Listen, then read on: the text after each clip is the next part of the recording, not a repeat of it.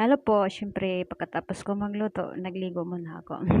Hello po mga kalahi, kapuso at kabarangay, kikibi sabi ko, 'di ba? Kasi kayo po ay ang magbibigay sa akin ng kalakasan sa aking vlog.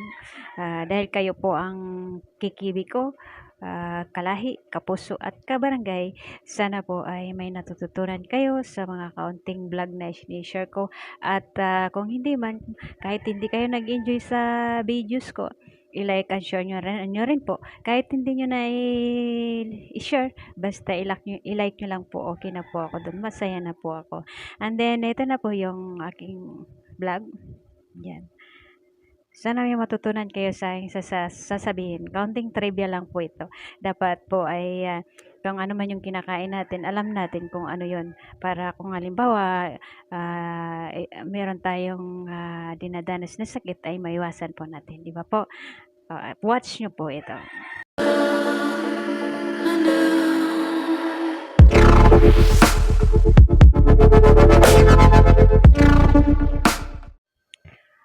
Hello mga kakikipi.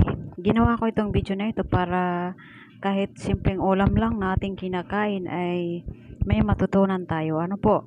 Meron pa akong talong, embutido, itlog, kalamansi, soy sauce, bagoong.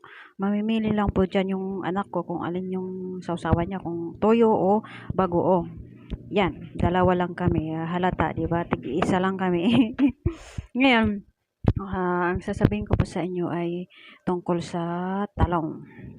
Itong talong na ito ay meron siyang vitamin C. Mayaman sa vitamin C at manganese na mahusay na panlaban sa mga sakit, at mayaman din sa fiber at kaunting carbohydrates na makakatulong upang makontrol ang blood sugar level ng mga taong may diabetes.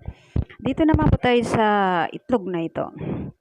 Mayaman din ito sa vitamin B, C, D, E at K. Taglay nito na pababain ang iyong dugo kung ikaw ay high blood. At dito naman tayo sa embutido na ito. Ang embutidong baboy.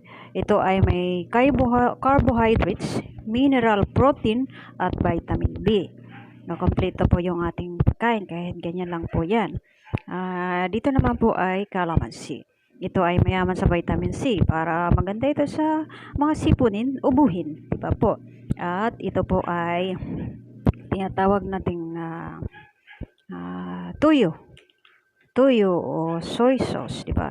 Soy sauce, dato puti.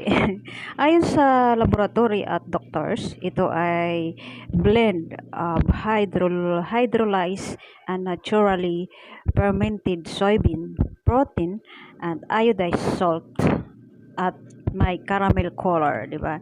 Magandang sausawan sa mga pagkain natin. Soy sauce nga po.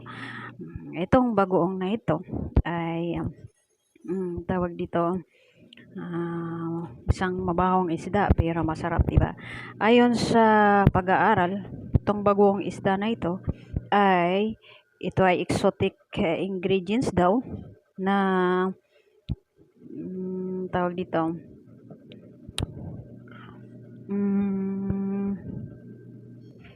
ulitin ko po, ito ay exotic ingredients. Ang fermented condiment na ito ay gawa sa maliit na isda o hipon na kilalang may hindi kaaya-ayang amoy, subalit masarap ang lasa. Taglay nito ang selenium, vitamin B12 at antioxidant na astaxanthin. Kung ano man yung mga nabanggit ko, tanong nyo na lang po sa doktor. Consult your doctors. Ano po? Dahil sila po yung mas may alam. Ako po ay nagbibigay lang ng kaunting impormasyon para po sa mga kinakain natin. Kaya kailangan po natin magkameron ng balanced diet sa pagkain. Ano po? Ayan po. Maraming salamat po. Yan lang po muna yung aking vlog para po sa inyong kaunting kaalaman.